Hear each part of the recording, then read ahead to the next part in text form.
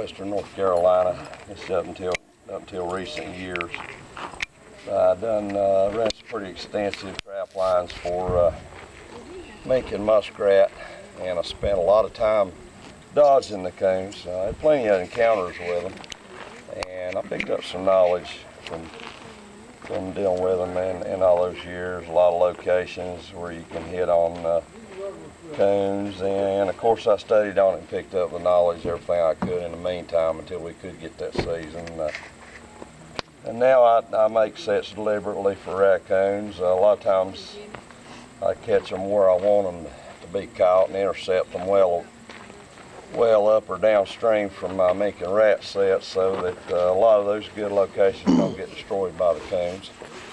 And I use some conibear traps for them, but I mainly use foothold traps, and for coon I prefer either 1.5 coil spring or number 2 double long spring.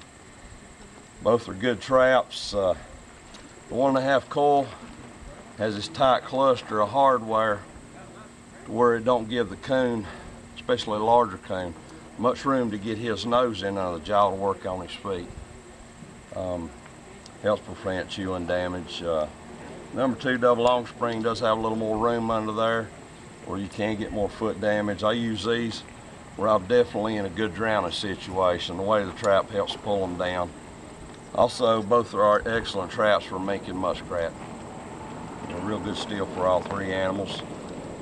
Both of these traps, if in good condition with enough spring strength, are capable of holding large otters. The number 2 double long spring, because of the design, does have a little more holding power on the otter. They are, to me, really a minimal trap for otter, but they will take and hold a lot of them if you've got a good drowning set. I like to use cable drowners in a lot of my sets. I do some rigging with wire, but nowadays I do a lot with cable. I use the pogo system. Anchor a lot where I've got a soft enough bank or a bottom that I can get them in. Here's a pogo anchor that's properly inserted in the pogo driver. There's only one way you can get it in there and get it to work right. These are really good anchors. They'll really speed things up where you can use them. The washers, they'll bend pretty easy, so if you try to drive them into hard gravel or hit too many rocks or roots with them, they'll bend and then they won't work right. So you need a fairly soft bottom, kind of ease them in. I will use them on the deep water end and the bank side when I can. I also use stakes. I've got a good number of rebar, T-bar stakes that I use. Real handy where you got sand and mud bottom, anything you can get them in. I do use some wooden stakes as well. I just cut these out where I'm trimming trees, cutting brush, etc. I dry these ahead of time. Anywhere you got beavers, if you use a fresh cut green stake, the beaver will cut it off. Oftentimes they take your trap with you, maybe your catch if you already got something else caught there as well. And the beavers will, a lot of times they'll go down near the bottom and cut it off down under. So even if your wire's tied down low, if he can get down there and cut underneath it, he'll still take the whole thing out. Peeled beaver sticks usually make excellent trap stakes. They've already eaten the bark off of them, so unless it's something they can pull out to try and put in the dam, they usually won't mess with those then. Pogos go in pretty quick and easy. I've already got a drowner here, a 10-foot cable drowner. It's got a pogo rigged on the bank end. I can slam that in the bank, just a few taps with a hammer, push, a few taps with a hammer. The washer will turn and lock into the bank. Deep water end. If it's soft enough bottom, I'll use a pogo there. I can also put in a metal stake. And a third option is if you've got a freestone type creek or river bottom where there's a lot of rocks in it, you might want to drop a few good sized rocks in a feed sack like this. Wire it to the deep water end of your drowner. Where you're running and gunning for coons, you want to get a lot of sets in quick. You can rig one drowner bag. I like at least about 25 pounds for a coon. Rig for the heaviest. If you expect to get some beavers or otters, you might want to go a little heavier on it, depending on what the bottom's like. If you got a good deep drop off, you can get by with a little less weight. If it's flat and not really all that good drowning depth, flat smooth bottom, you want more weight so they can't pull that and move it. One thing that'll really save you a lot of time and work is to rig one drowner bag, make 2 sets, have 2 drowners coming out from different sets, run it like a V setup. Have a set over here, drowner coming out, set over there, drowner coming out, and you only got to rig one bag then. Works real good. A lot of times you come back and you'll have 2 coons laying there drowning side by side. It's always a good sight to see, you never get tired of. All right, I'm gonna rig a few sets here. Go ahead and put a few in. Let's see. Start with a pocket set.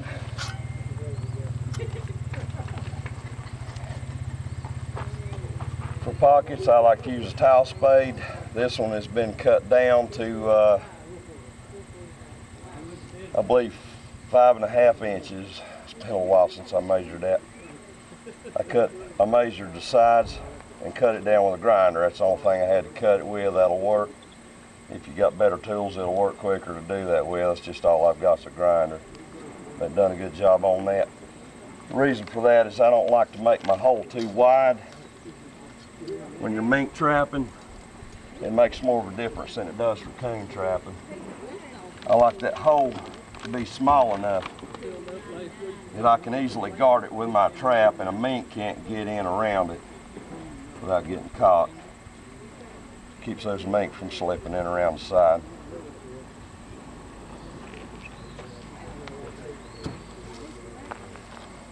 A shallow hole will catch fur. I like to go deeper.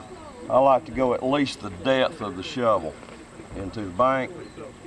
I try to keep my hole as narrow as the spade. A lot of guys will just dig standard tight pocket. You see a lot of different configurations with them. I like mine narrow enough that trap will guard that hole easy. This should be more of a vertical bank. This is what I've got to work with here. Usually the bank would come up more like so. Don't give the mink an edge to come around on, or the coons. What I will do when I dig these pockets is I'll actually go a little higher with them. This does a couple of things for you.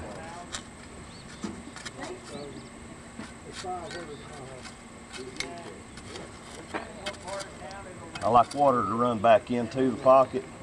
The back of it can raise up higher where you can keep your bait out of the water, keep your bait fresh longer. I'm not going to dig too deep into this because this bank will cave out, but you can get the idea. If you make the top of your hole higher, when you get a little rise in water, not so much depth, then it'll put your set out of action. It's not so critical with coons. If you get a little more water depth or a longer-legged animal, with mink and muskrats, you really don't want to get too much depth over your trap. I like about 1 inch of depth when I make the sets for all 3. If I'm expecting a quick rise in water, I'll set that trap barely underwater or even a little bit out of water, figuring I'll get in at least some catches before the water gets too deep.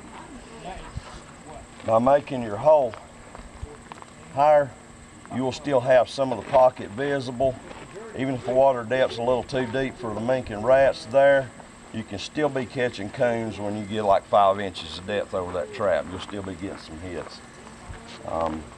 Having the higher height to the hole makes it much easier to get in there and work that and change your bait and lure out when you need to. Your bait needs to be fresh for mink. I like it fresh for the coons too. If you get lazy and don't change your bait out, especially in warmer weather, within a day or two, that bait's gonna spoil. Mink and otters will have practically no interest then, and you won't catch as many coons or rats with it like spoiled bait either, I don't think. A third thing I believe is the coons and otters are a taller animal, have a little more overhead space, gives those otters room to run up there and shove their head in there, and the coons, make them get further in over that trap. Now, one thing about placing the trap here for, find those sticks, for the mink and the rat, set up tight against the front of the hole. You got your travel route where the mink are working along the edge of the bank. You want the pan of that trap to be in line the way they'll travel. That mink are very efficient predators. They will, very often they will already have enough prey. Their belly will be full, but they may still be curious as to what's in that hole. They may just peek in it. They may not enter. You want to be out here in the line of travel. Now, if the water depth is too deep and the only place you can get that trap is inside the lip of that pocket, if it looks like a good location, by all means go ahead and make that set. You'll still catch some fur that way, particularly muskrats. But some mink will enter the pocket. If that's the only way you can get it to work, then by all means make that set. Coons, being a longer-legged animal, have a tendency to stand outside of the trap and reach back in the pocket and pull that bait out and steal it.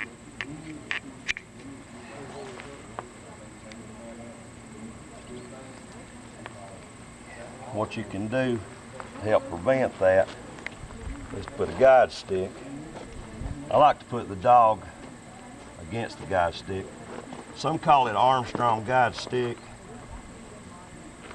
I've seen that method around for a lot of years. I've used it myself since back in the 80s. It does work.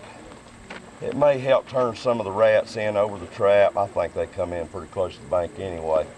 What it does do is make that coon come step in here over the trap to get in here to work it. Because the stick being here, it does help on them. I can't tell it makes any real difference on the mink rats or anything else. But it does help on the coons.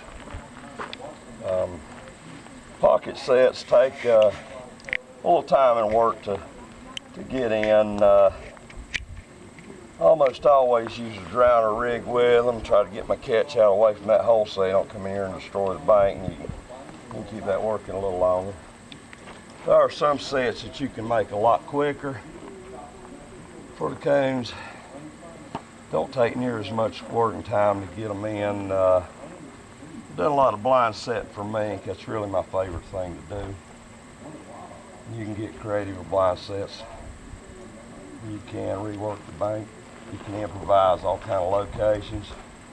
But the quickest, simplest, easy type set to get in is just finding where they're running along the edge of a vertical bank or some structure, a lot of times undercut bank. It's a real simple thing. Get your trap placed, bedded in a good shallow location where those mink are running.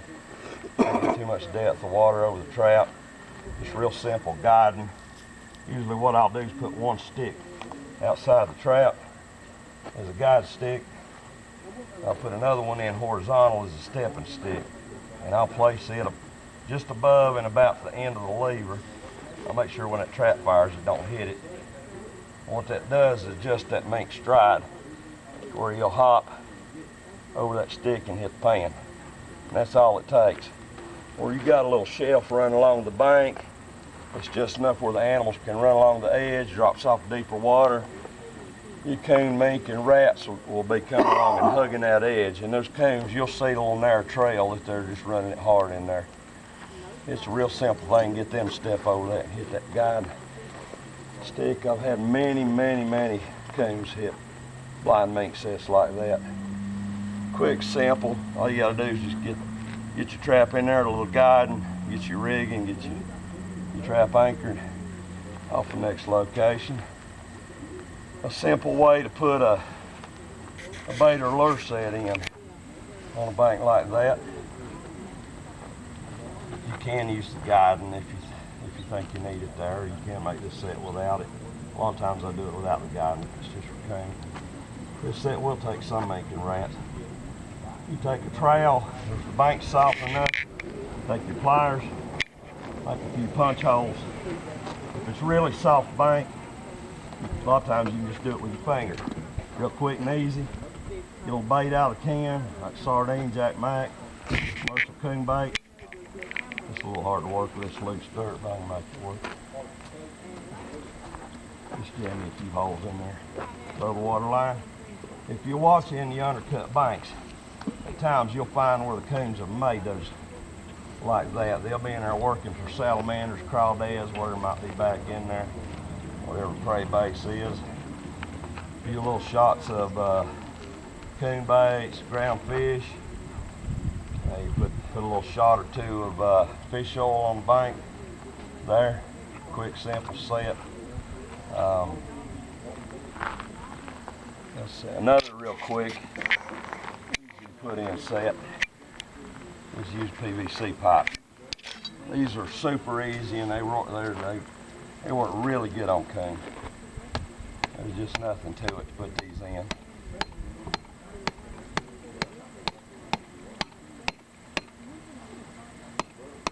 If you're in a region where you get a lot of freezing weather, a simple trick I learned from Steve Gappa years back is to drive that pipe in a little farther than you need it and pull it back some before it freezes in. Then in late season you're pulling out, you want to get your pipe out. That gives you a little free space in there. You can tap it loose and break it loose where it's froze in. Much easier to get that pipe out. Once you got your pipe in the bank, simple matter to bed your trap out in front, underneath. Put you some bait in or a good shoot and go coon lure in there. That's all you need. You got the visibility. They can see that white pipe there. The only real downfall of that is if you've got somebody stealing traps. If they can on that, they can spot your sets real quick and easy. If your setup allows the coon to still be alive in the trap, a lot of times when you come to the set, they'll still be running their foot in there, still messing with that bait, sticking their foot in that pipe. These work really good. It's quick, simple set. Don't take nothing to put them in.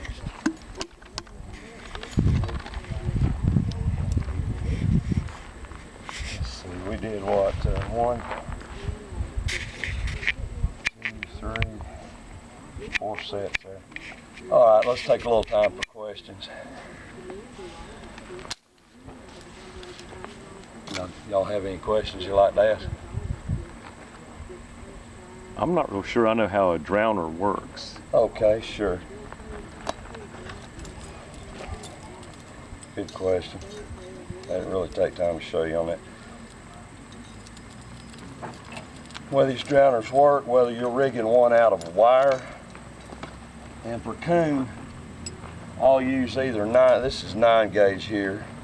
I'll use 9 or 14 gauge usually, one or the other. Cable, a lot of folks go with the 3/32. I like the 1/8. I feel like it holds up longer.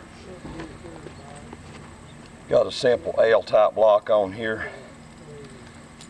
When you put your set in at the bank, you make sure this is pointed towards the deep water end. The lock slides down. When the animal turns back towards the bank, it locks on the cable or the wire. So it's a one-way trip. They fight it and go deeper, eventually wind up down deep water end. It's good, quick, humane dispatch. Hides your catch and trap from thieves, gets it down on the bottom. So that's hooked to the trap? The trap is hooked here. Gotcha. And you can make these yourself at home if you got the tools and like to do that. They're not that expensive to buy. So you hook the trap directly to that, or you have a small length of chain, or? Okay. None of these happen to have the link on them. I don't know why this one's missing the one off the head. I must take it off. I'll use a 3 16 quick link on these usually. They can just be wired if you don't happen to have the hardware. Just do a little twist link, just tighten it up with your pliers. It's quick and easy, pretty much foolproof. Also slows thief down if they don't happen to have their pliers, a wrench or something handy. So when they fight that, it'll just keep sliding further and further down. Now, coons will try to fight a drowner hard, so it helps once you've got your trap placed. If you'll take the chain, let me take this back to the bank end, like it would be in building set. Okay. What you want to do when you've got your set in, you got your trap placed, is just go ahead and start that drowner down as far as you can, but have the chain and everything lay down flat on the bottom. Gotcha. And that'll get him started down that drowner. Gotcha. Once you get him off the bank, if he comes off one time and he's swimming and pulls it down there, you got him. You got him after that. And you want to have a good enough drowning depth for whatever the largest target animal you might catch. Occasionally you'll get beavers in some of these sets, and for a large beaver, if he's hind foot caught, he can stand about this high and get air. So you really want at least 4 to 5, 6 foot of water for a beaver. A coon, large coon, about 2.5, 3 feet works for me. You got the big northern coon, you may want a little more depth for them, particularly with a hind foot catch. Mink and rats, 1 to 2 foot does fine. The more current you have, the more leeway you can get away with on the drowning depth. If you got a really strong current, it'll wear them out quick and take them down. Heavier traps do help on that as well.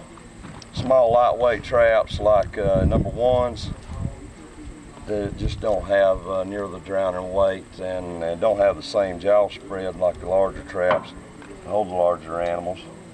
If you go with 1.5 or larger, 1 3/4, number 2 size, you'll get a lot more of your larger valuable incidental catches like otter, beaver, and I believe you get a lot better catches and hold on the coon, a lot less toe holds.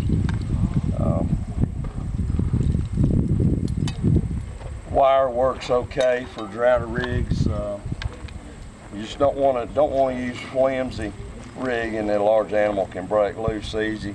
Beavers can bite through 16 gauge wire just as good as the wire cutters will cut it. I don't want to hang a beaver in any set with anything less than 14 gauge. Any other questions?